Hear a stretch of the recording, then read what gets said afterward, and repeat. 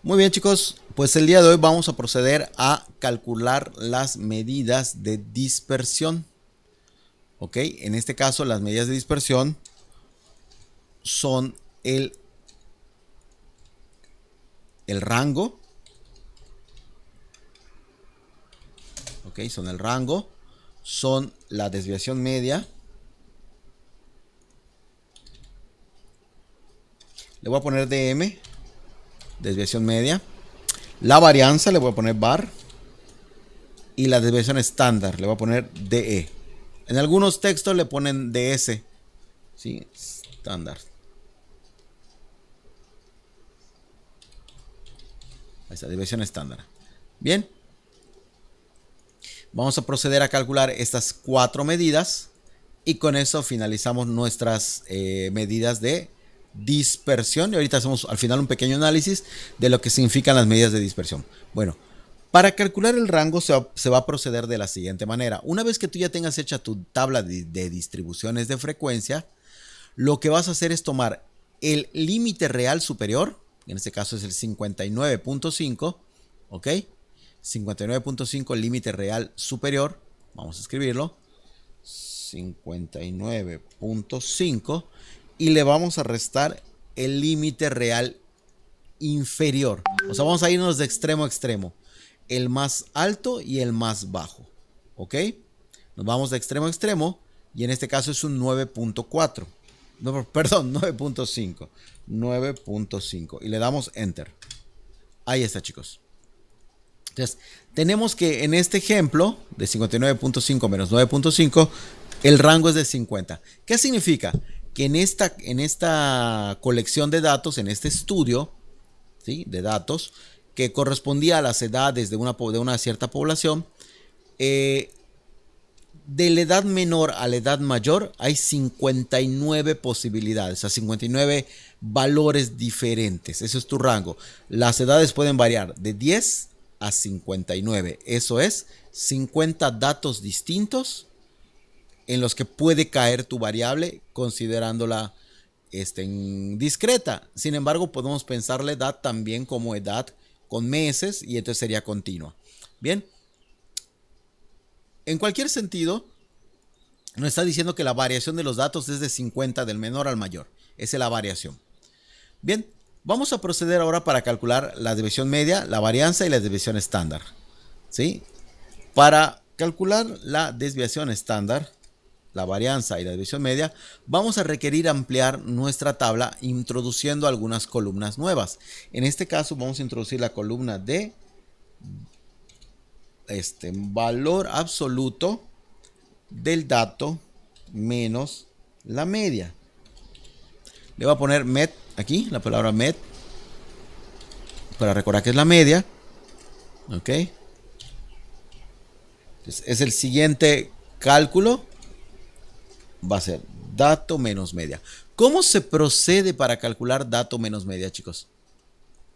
Bueno, ustedes en su papel, en su libreta, en su calculadora, como lo vayan a calcular, pueden hacer lo siguiente. Bien, el dato lo vamos a obtener como la marca de clase. ¿Ok? En realidad tu dato es tu marca de clase. Entonces, vamos a considerar la marca de clase. ¿Sí? En tu material te dice marca de clase. Y a esa marca de clase le vamos a restar el valor de la media.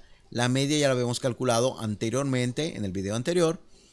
Y en este caso es 35.25. Si te vas a restar a 87, le vas a restar 35.25.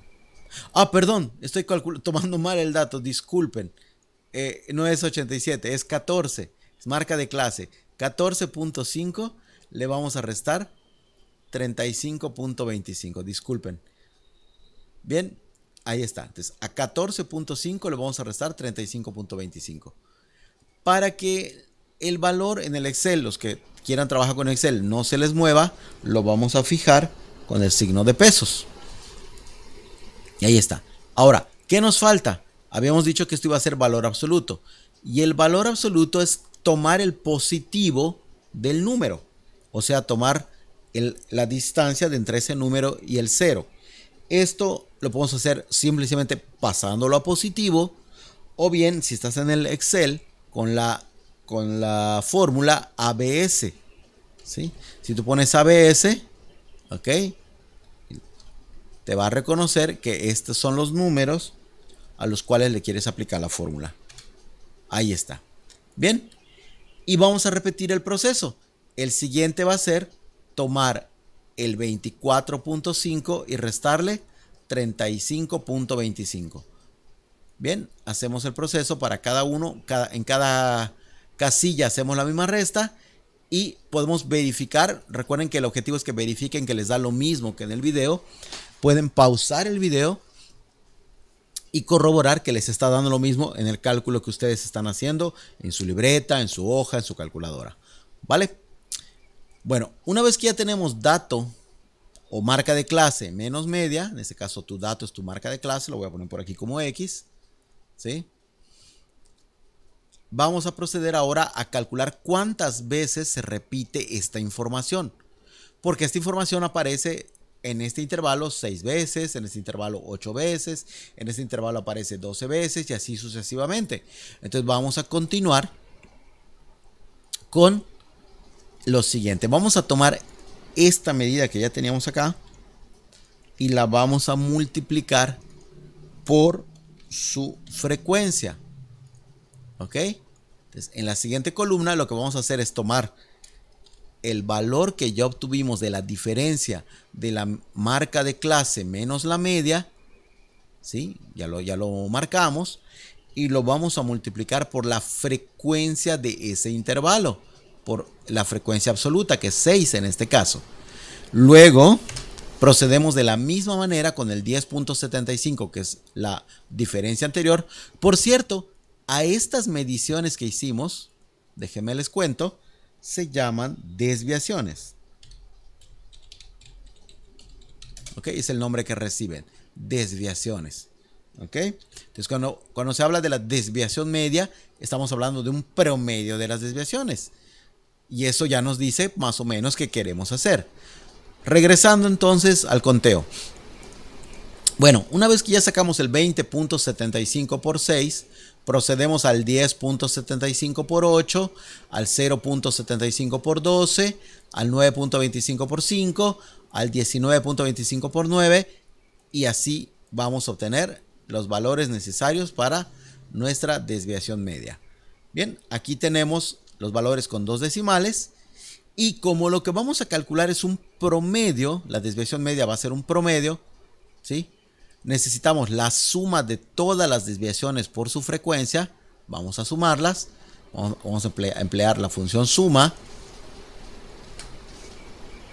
Ahí está.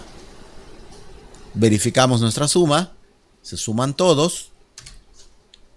Y lo que vamos a hacer es tomar la suma de todos los datos por sus frecuencias, que es esta, y la vamos a dividir entre el número de datos, que es 40. Si se dan cuenta, estamos haciendo un promedio. El promedio de las desviaciones de cada categoría, ¿sí? Se va a obtener como la suma de todas las desviaciones entre el número de desviaciones.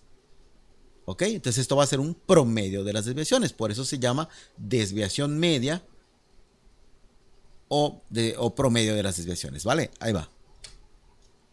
Y nos da como respuesta que las desviaciones están dadas por 10.975. ¿Qué significa esto? Que la variabilidad de los datos es de 10.97. Que alrededor del 35.25 que tenemos como media, ¿sí? Podemos sumar y restar 10.95.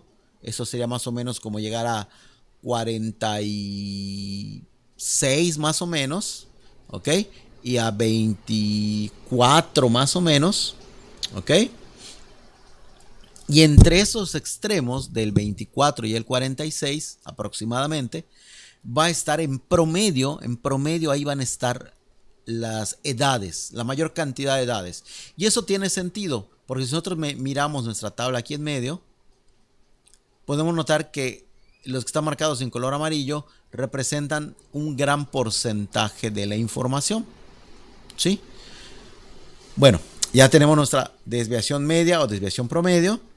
Vamos a proceder ahora con la varianza. Para calcular la varianza, vamos a hacer esta misma desviación que ya tenemos por aquí, pero en lugar de estar como valor absoluto, la vamos a elevar al cuadrado. ¿Cómo es esto? Bueno, tú tomas tu valor, ahí está, y lo multiplicas por sí mismo o lo elevas al cuadrado. En este caso le vamos a dar igual. Tomamos este valor, pero lo vamos a elevar al cuadrado con nuestra calculadora. Aquí no se obtuvo. Ahí está. Bien, recuerden que este símbolo representa un cuadrado. Ustedes en la calculadora lo pueden sacar directo. Y ahí tenemos nuestra desviación al cuadrado. Eso se llama desviación al cuadrado. Procedemos de la misma manera. Cada valor, cada desviación la elevamos al cuadrado. En el Excel podemos hacer todas. Ahí está. Y ya tenemos todas nuestras desviaciones elevadas al cuadrado. Ahora vamos a proceder con la última columna, que sería las desviaciones al cuadrado por la frecuencia. ¿Ok? Desviaciones al cuadrado multiplicadas por f, por la frecuencia. Y de nuevo esto va a ser un tipo de media. ¿Sí? Bien, vamos a hacer el proceso. Tomamos la desviación al cuadrado y la multiplicamos. O sea, tomamos el 430.5625 y lo multiplicamos por su frecuencia, que es un 6. Ahí se ve en color rojo y en color azul las dos cantidades que se van a multiplicar. Le damos Enter y nos empiezan a aparecer entonces los valores de la desviación al cuadrado multiplicado por su respectiva frecuencia. Bien, chicos, ahí está. Vamos a hacer entonces la suma de estos datos para saber cuánto nos da. Y en este caso tenemos una suma. A ver, permítame un momentito. Se borró la fórmula. Ahí está. Vamos a elegir suma. Listo. Y nos da esta cantidad, 7277.5. Bueno, para sacar la varianza, lo que vamos a hacer es tomar esa sumatoria y dividirla entre 40. Entonces se darán cuenta que de nuevo es una especie de promedio entre 40. Ahí está. Y esta es nuestra varianza, que de momento no va a tener mucho significado para nosotros. Realmente se usa para ampliar otro tipo de cálculos sobre, por ejemplo, coeficientes de variación, que en este curso no vamos a abordar. La que sí nos va a interesar es la siguiente, ¿sí? Aunque esta no le encontramos mucha utilidad en este momento, es muy necesaria. Y les explico por qué. La varianza va a ser necesaria porque la desviación estándar resulta ser la raíz cuadrada ¿de quién?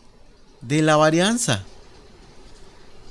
Le sacamos raíz cuadrada a la varianza y resulta que la desviación estándar nos da un 13.48. Esta nos sirve incluso para hacer intervalos de confianza. ¿Ok? Voy a hacer un intervalo. Y voy a decir un intervalo del 68% aproximadamente. Ahorita les explico qué es eso. Voy a construir un intervalo del 68%. Y esto quiere decir que del valor de la media, si le resto una desviación estándar, y si al valor de la media le sumo una desviación estándar, entre 21.8 que cae por aquí y 48.7 que cae por aquí, en estos tres intervalos, los voy a marcar con un colorcito para que llamen la atención, entre esos tres intervalos está el 68% de la población. Si yo lo hago a 2 desviaciones estándar. ¿Sí? Voy a hacer otro intervalo, pero ahora al 99% aproximadamente. Al 98, casi el 98. Vamos a hacer otro intervalo al 98. 98 aproximadamente, no es un intervalo cerrado, pero... Ok, lo voy a hacer con los mismos datos. La media menos su desviación estándar, pero ahora lo voy a hacer por 2. Ok. Por 2, a 2 desviaciones de distancia. Ok, me dio 8.27. Y si a este también lo hacemos por 2, la media más 2 por la desviación estándar. Ahí está. Nos dio, a ver, permítame un momentito. Vamos a mover tantito la barra para que salga. Ahí está. Oh, algo salió mal aquí. Déjeme ver qué salió mal. Creo que algo tomé mal. Ahí está. Bien. Observemos esto, chicos. ¿Sí? A 2 desviaciones de distancia, ¿qué pasó? Que vamos a tener 98% de seguridad que ahí caen todos los datos. ¿Por qué? Porque a 2 desviaciones de distancia ya abarcamos más del 10 y más del 59. ¿Sí? Bien. Pues con esto, chicos, se termina nuestro tema de medidas de dispersión. Podemos notar que hay una alta dispersión, ¿sí? O sea, hay mucha dispersión en los datos. Los datos están alejados más de 13 unidades de la media en promedio, ¿sí? O en medida estandarizada, y 10 en promedio de la media. Y aquí en los intervalos nos muestra que el 68% de las veces van a estar en las 3 categorías centrales y el 98% de las veces van a estar en las 5 categorías prácticamente. O sea que nuestros datos están bastante alejados entre sí. ¿Cómo diríamos que hay una menor dispersión? Si el valor de la desviación estándar fuese más pequeño, fuese un 3, un 2, un 1, un 0.5. Si estamos hablando de un rango de 50 con una desviación de 0.5, significaría que hay poca dispersión, que los datos están muy cercanos, muy cerquita unos de otros. ¿Sí? Para finalizar esta parte del video, quisiera hablarles un poco de la utilidad de las medidas de dispersión. Para eso quisiera que imaginemos un juego de tiro al blanco. Tú tienes 2 jugadores, ¿ok? Le voy a llamar aquí jugador 1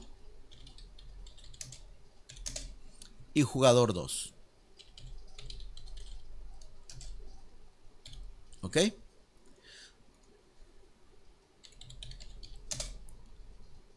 El jugador 1 tiene una media de vamos a poner que se suman los puntos de los tiros que hacen. Tiene una media de 87 puntos.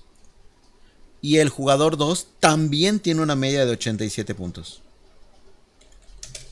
Tú quieres seleccionar al mejor jugador para mandarlo al siguiente torneo. ¿Cuál de los dos es el mejor jugador? En este momento no podríamos decidir. Tendríamos que hacer tal vez una suerte de azar para decir quién se va al siguiente juego. Bueno, una forma de detectar al mejor jugador es mediante la variación. ¿Sí? Si nosotros calculamos la variación, ¿ok? Si calculamos la variación mediante la desviación estándar,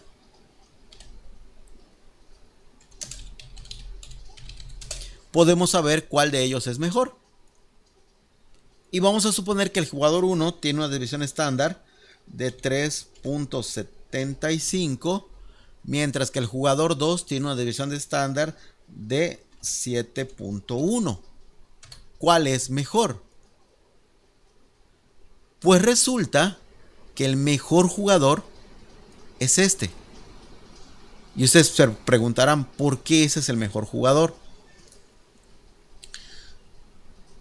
La clave está en la variabilidad de los datos. ¿Ok? A ver, permítanme, si puedo poner un cuadrito. Ahí está. La clave va a estar en la variabilidad de los datos. ¿Por qué? Porque el primer caso lo que me está diciendo, ¿sí? El primer caso lo que me está diciendo es que cuando hacen tiro al blanco, apunta al blanco y da con un valor de 87, o sea, casi alcanza el 100. El 100 es el centro. O sea, está alcanzando casi el 100. Varias veces lo alcanza. Algunas veces se pasa del 87, o sea, llega más al centro, y algunas otras se queda más afuera. Pero muy pocas. O sea, si sacamos su intervalo sería 87 más menos 3.75. Quiere decir que algunas veces alcanza el 90.75 y algunas veces se queda como en el 84.25. ¿Ok? Mientras que el jugador número 2 tiene 87 más menos 7.71. Perdón, 7.1. Significa que este puede alcanzar el 94.1 o el 79.9. Entonces, ¿por qué este jugador no es el mejor? Porque si bien a veces va a puntuar más alto, también hay veces en que va a puntuar más bajo. Entonces, estadísticamente falla más que este. Este falla menos. Si hacemos dos gráficos circulares con los puntos de acierto, uno tiene los puntos así, con menos variación, y otro tiene los puntos así, con más variación. ¿Ok? Y con eso, chicos, podemos observar para qué nos sirve saber una medida de variabilidad. Para poder decir si una colección de datos presenta mucha o poca variación entre sus datos. Más adelante, cuando ya veamos en la facultad los conceptos relacionados con inferencia estadística, con toma de decisiones, van a ver la potencia que tiene conocer estas herramientas estadísticas. Bien, por mi parte, con la explicación de medidas de variación, sería todo. Cualquier duda pueden dejarla en los diferentes medios de comunicación que tenemos y los espero en el siguiente video. Hasta la próxima.